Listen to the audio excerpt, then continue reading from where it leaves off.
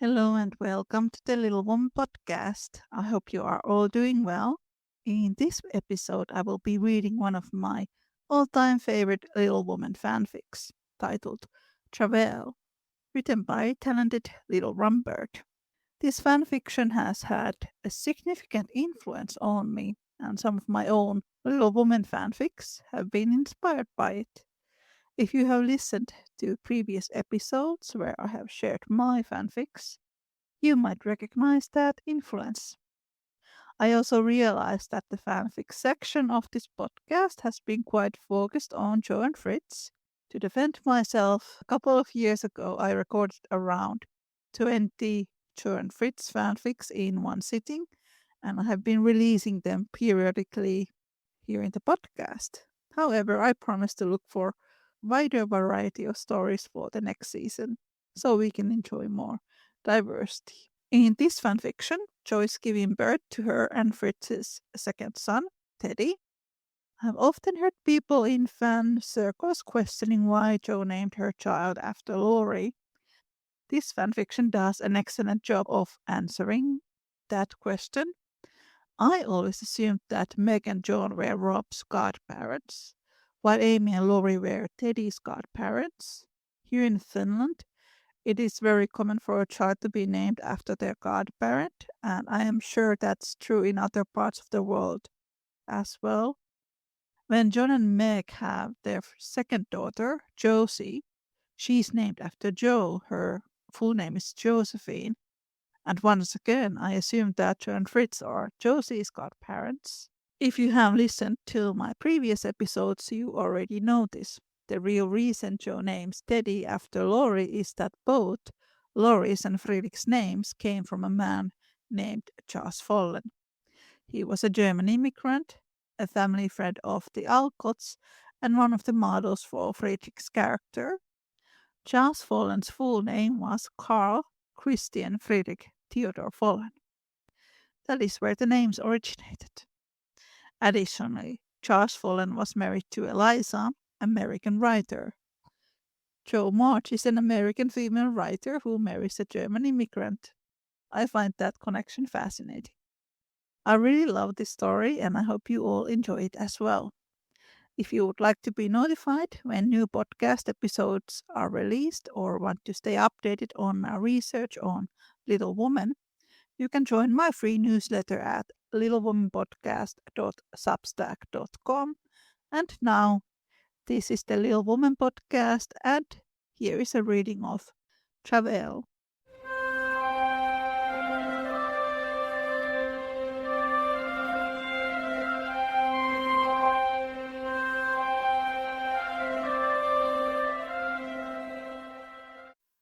Travail by littlerumbird. It was a warm day in May, and Fritz was waiting with their little Robin in the shallows, and poor Franz was trying to say something to Jo when the first of the pains began. She shifted cautiously, doing her best to find a position that was comfortable. She had no intention of getting into her feet, nor could she possibly hope to do so without help. "And Jo," the tall lad queried, kneeling beside her on the quilt they had thrown under the sturdy oak. She managed a tight smile, shifting again and pressing the heel of one palm into her lower back. "Your cousin is more active than Robin today, and that's saying something," she breathed. Her husband had dubbed they should go on this picnic. She was sure he would be muttering about that soon, but the boys had been longing for a holiday, and she felt too coped up at Plumfield all day in semi-confinement. "Shall I get Uncle Fritz?" Solemn brown eyes were taking her in. Franz eyeing her swollen middle as though it might burst out at any moment. A shake of her head, and she felt the pain ease and begin to recede. For now, not yet. The boys need a good rump. They worked so hard the whole week, and I'd hate to cut their revelry short. In truth, she had felt pain several times in the last few days, once while peeling potatoes with Asia, earning a hard look from their cook, which she had dismissed as the baby moving uncomfortably, a few that had put her from sleep, making her restless, and led to a wandering the house before finally nodding off in the armchair in the parlor, where Fritz found her this morning. He hadn't pushed her for answers, no doubt remembering that she'd slept several times in the armchair near the end of her time expecting Robin, cushions supporting her back and letting her find support in a way the bed simply could not. The cool glass brought her back to present. A cup of water Franz was pressing into her hand. You will make a fine husband to your darling some day, Jo mused, following her words with a smile and thanks before sipping the water slowly. Something told her that time was coming soon, no doubt in the next day or sooner. She caught sight of Fritz looking in her direction, peering over the boy's head.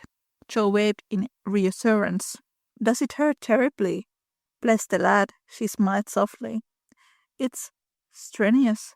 Certainly by the end of things, she admitted. It wasn't exactly what could be called polite conversation, but Joe Bear was determined to be honest and factual with the boys. There is pain. He nodded slightly, like one trying to understand but lacking any frame of reference. May I stay with you until we leave? I'd like that, Joe admitted. She wished she could manage a nap, but she doubted it would be possible now.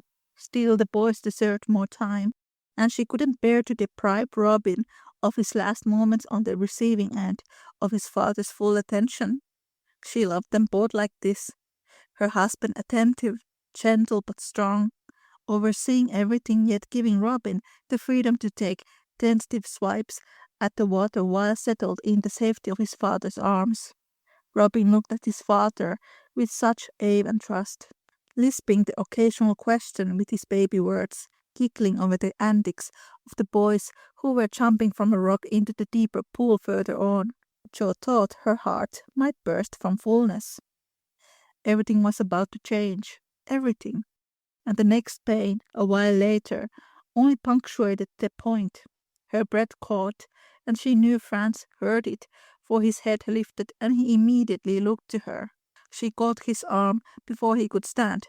No, not just yet, she murmured, taking a shaky breath and letting it out slowly. Jo struggled to remember what had helped with Robin, how she managed to breathe through the peak, pushing aside the reality that the pressure would only become more intense until their second child arrived.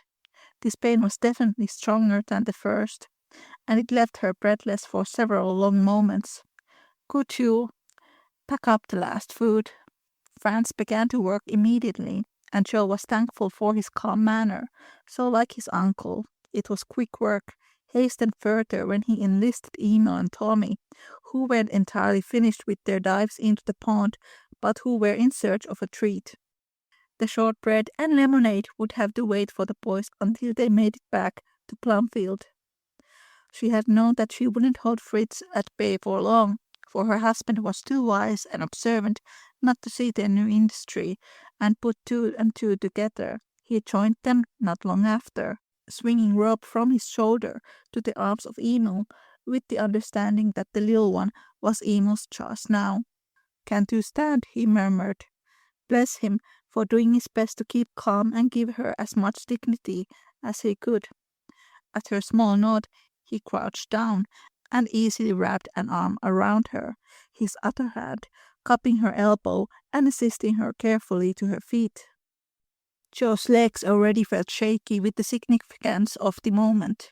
It didn't require words because he paused, pressing a lingering kiss to the top of her head and waiting until she attempted to move. I think we have time to make it to Plumfield. Type Haynes. When did? A little while ago, no more than half an hour, but I'm certain our baby is coming soon, she answered, giving his wrist a squeeze. Jo knew he was aware she had been having an occasional pain for days, but she also knew that he trusted her to let him know when it was the time. I wish I could walk back. I know I would be too slow and taxing, but the wagon is so bumpy. They had 3 miles to return to Plumfield. It felt as daunting as the labors of Hercules. For a fleeting moment she entertained the thought of delivering their child here at the pond they so loved. It took some time to make the steady walk to the wagon, and Jo was daunted by the height from the ground to the step, while Fritz and Franz helped her down from it not more than 2 hours before. It seemed higher than ever. She was blessed spared decisions, Fritz making them for her as he guided her to back of the wagon. It took some doing, Fritz going on one knee, Franz and Emil guiding her up, and some managing to settle her and get on the way with her small family of 2, soon to be 3, around her and Franz driving. It was a blur, more pains coming on the way and leaving her surprised as they put up to her childhood home instead. I want to stand, Jo insisted, shaky but determined, as she got to her feet and wobbled before grasping the bedpost and hugging it for support. When she managed to shift just so, the worst of the pains eased, and she could get a full breath again. There was something about her room, Beth's old bed, lending its memory of her sweet sister, and fleetingly Jo remembered her own resolve to name the baby after Beth, should it turn out to be a girl. Meg hovered nearby, more unsettled to see Jo's pains than she had been with any of her own when the twins came. The thought of twins made Jo swallow hard. Her belly was only a little bigger than it had been with Robin. Surely it was just one baby.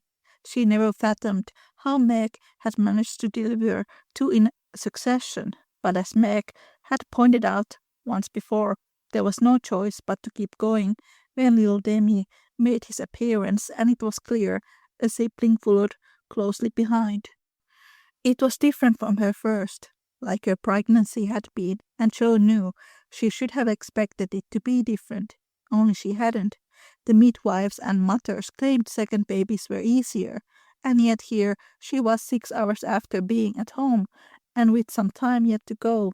She longed for her own bed, for sleep, for Fritz's comforting arm across her waist. The worst of the pains eased again, and she sagged slightly, moving carefully until both hands were braced against the mattress and letting herself lean forward. It gave her back some relief from the aches there. They were doing their best to help, her sisters and Mommy and the midwife, but Jo trembled and shook her head at urgings to sit, to rest. She felt nauseous and nearly gagged at the suggestion of food. I feel so ill, she panted, another pain rising and sending both hands to brace against the mattress for support. It wasn't like this with Rob. You're doing so well, Mommy assured. Every one of you were different for me. Her arm went around her second daughter, taking some of Jo's weight and supporting her through the pain. Yours felt the longest, she added wryly. I think in part because I was aware what was happening sooner with you. With Meg it was all new and uncertain, and Amy came so quickly, as though she couldn't stand to miss another moment of our family life happening without her. Jo caught her breath and let herself be helped back onto her bed, laying down this time and murmuring thanks as they sponged her warm forehead and neck. It is terrible to say, but I hope this is our last, she admitted. She wouldn't dare to say that to Fritz. If he wanted more children, she would bear up and do her best. She knew many mothers claimed they weren't going to have another, only to recant. But she meant it and flushed with embarrassment at her words. If anyone had attempted to change her mind, Mommy had stopped them. Her mother hadn't addressed her words, but she had let her daughter rest and did her best to situate pillows and keep Jo as comfortable as they could. It simply wasn't done, the midwife protested. Meg was speechless, and Amy stammered, But really, Jo? But Jo had insisted, dug in her heels, so to speak, and then pleaded. She couldn't do this without Fritz. It was nearly 4 in the morning. She was so spent she didn't have the energy to cry. The gown was soaked in sweat, clinging to her tired frame. Her baby was positioned low now, adamant at making its entrance, and her body was slow to cooperate. And lingering in the back of her mind, she was haunted by the stories of mothers who hadn't managed long labors. Please, she gasped, not sure if the salty streaks were tears or sweat.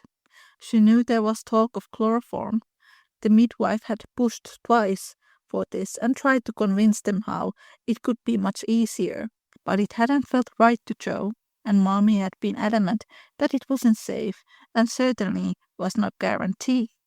I need Fritz, Joe groaned as another cramp traveled through her midsection. Men were relegated to the rest of the house, apart from the woman. They waited in parlors or on porches, and sometimes in the corridor. Birthing was woman's work. But before any of the women could cross the room, there he was, filling the door and striding toward her. Further words were cut short with another insistent groan, and Joe gave in to the sifting, sagging against Fritz as he eased her up and provided a bolster. Her back was fully supported by him, one tentative hand stroking her hip in a desperate attempt of encouragement. Right here, Shots, came his familiar rumble, gathering up her matted hair and easing it back from her neck and shoulders in attempt to cool her. To say it was easier would have been untrue, but it was better with him there.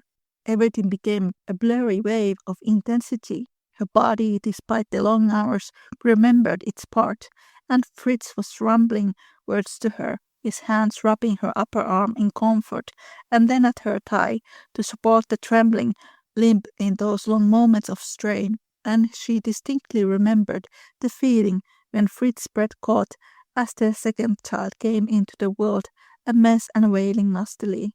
It was the small cry that undid her. The rounds of bed rest and nagging nausea had worried her in ways she couldn't entirely express, even to Fritz or Mommy.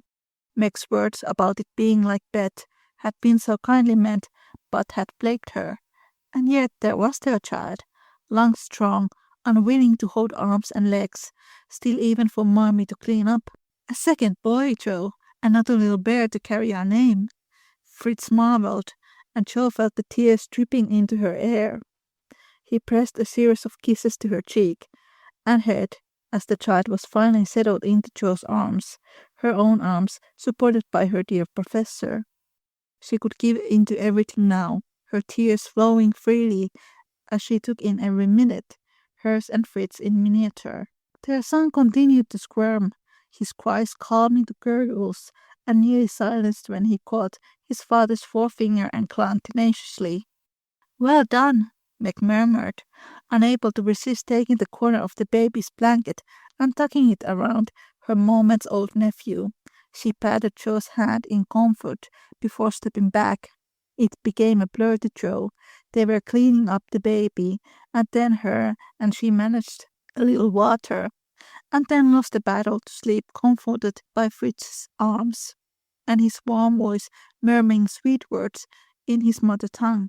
Deep aches woke her, and Joe felt as weak as a newborn deer. A newborn! The room was so very quiet, and her words caught in her throat. It's all right." Her dear father's voice was at her shoulder, seated in a chair at her bedside. He urged Joe to sip the bitter and pungent bark tea, and did his best to help Joe into an easy position as possible. "Easy now. Your work is done and well." She felt every bit of the battle of the day before, and before she could think to ask, she spotted Fritz sprawled in Pet's old bed, deeply asleep. Joe wondered if Mommy and Meg would be able to rest, and guessed Hannah would be looking after the twins and Robin and her new little boy. They needed a name, and she needed rest even now. She could feel sleep tugging insistently at her again, and no wonder, as she'd lost a full night of sleep. "Hannah and that jolly Nell Calloway are looking after the little ones," he assured, knowing it would be her concern.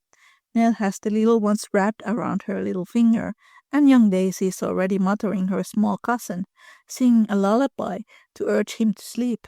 He bent down, and his kiss to her brown was a benediction. Joe gave a murmur of what she hoped he knew to be thanks, and let her sleep, and let the sleep claim her again, unable and unwilling to fight its tau. "Nine, my Joe, it is vanity," her husband protested, dipping his fingers in the wash base and attempting to bring order to his rumpled hair. They had both awakened a while ago and tucked into pop-overs and more bark tea for Joe. Conversation had turned to a name. Jo sighed, shifting the baby and pillows in hopes of finding the right approach, as her son attempted to nurse while insisting on perpetual motion. Friedrich is such a dear name to me, she pressed. Little Fred? Freddy? A squad of protest erupted, and Fritz laughed haughtily. She, thy son, objects as much as his father. Jo gave a good-natured remonstration about choosing sides already, and the audacity after all her troubles to bear him, but she gave the baby a gentle bounce and shifted him again and found success as she finally sought his meal. What about naming him after your father? Surely that's only fair as Robin is named for mine. He didn't talk about his father often. Jo hoped it had been a happy home. As much as Fritz worked to make Plumfield warm and encouraging, she couldn't imagine his childhood being otherwise. But she did know of those who worked so hard to compensate for what they never had. The silence stretched out, and she nearly apologized for overstepping. Thy kind heart means well, but I do not imagine the boy as Ludwig. His smile gave her permission to laugh, and the meaning, war and battle, and something of your word, famous, perhaps too boisterous for a lad already so active. It made her smile as it was meant to. I was certain it would be a girl. He is decidedly not, came the amusement counter, and her husband eased cautiously onto the edge of the bed, watching her carefully to be certain he wasn't disturbing her too much. To what stronger than I ever knew. Because you were with me, she demurred. He's so sturdy, she marveled. I almost expect I could set him down and he would immediately totter off in search of his brother. A warm smile was her answer. All in time, my Jo, and most men would faint at fraction of thy labor. His gaze held hers, then swept over their boy. Joseph, perhaps? Vanity, she countered, hand smoothing the thatch of sandy hair. Father used to call me my son Joe. They shed another laugh at this, watching as the boy's eyes closed, and he grew tired with the exhilaration of eating, remembering how tiny and new this life truly was. Fritz was sifting carefully, stretching out beside her and offering his steady support. He fretted with the quilt, asking if her feet were warm enough and whether he should add another log in the hearth, as the day hadn't been as warm as the day before. She merely caught his forearm and settled it against her, making it clear she wanted him nearby. Also different. He had been so animated when Robin arrived, overjoyed and proud of his wife, but eager to bring their new son to Father March and the family, buttons bursting as Hannah had said, and this time he was simply with her, his steadiness calming her. The quiet settled around them, silence suspicious for a moment until Jo reminded herself that they weren't at Plumfield. She idly wondered how long before some of the boys came tramping over. Franz and Emil should meet their cousin properly, and how many days before she would be up to making the journey home. In her arms the little baby finally sighed, his body going lax. Lips pursed twice before too tired from the business of being born to stay awake another moment. Jo let the pillow take his slight weight and eased her going back into a place before letting herself sink back into the bed and against her husband. Such a gift, Fritz murmured, voice low and deep. He is a gift. She nodded, and when he reached to lift her son, to cradle the baby against his chest, Jo simply watched and treasured the moment. A gift of God. When Fritz hummed with certainty, something in the tone caught her attention. Friedrich, she breathed, the resonance in the moment bringing his full name to her lips. Gift of God. He mulled the words over slowly, trying them on. So boisterous already. Dare we name him for thy first boy? Would it tempt fate, and tax thy motherly care too much? Teddy?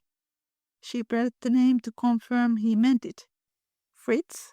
Are you sure? Teddy had truly been her first boy, and he'd pinned for her, and she knew Fritz was aware of the history, just as he was certain that none but Fritz had ever truly held her heart. He gave her a fond smile and kissed his son's head. A honorable man, more than generous to this town, and we never should have gotten on without his help. I owe him far more than a namesake. Will thy brother and sister mind? The family didn't speak of it, but things Amy had shared in confidence told Jo that her sister worried.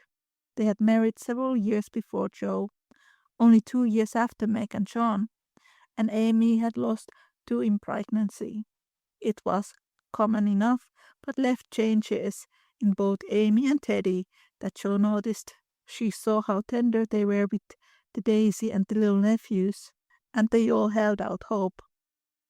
I think Jo began swallowing hard and remembering how her own thoughts had turned to such things so many times in the past months. They'll be honored, truly. Theodore Ludwig Pear, Fritz stated thickly. The tears welled up, but she was grinning and gave his shoulder a kiss, the best she could manage from her position. Jo brushed away the moisture, and she murmured as the baby's eyes blinked groggily, unsure why he was being summoned from so short a sleep. "Hello, Daddy," she whispered.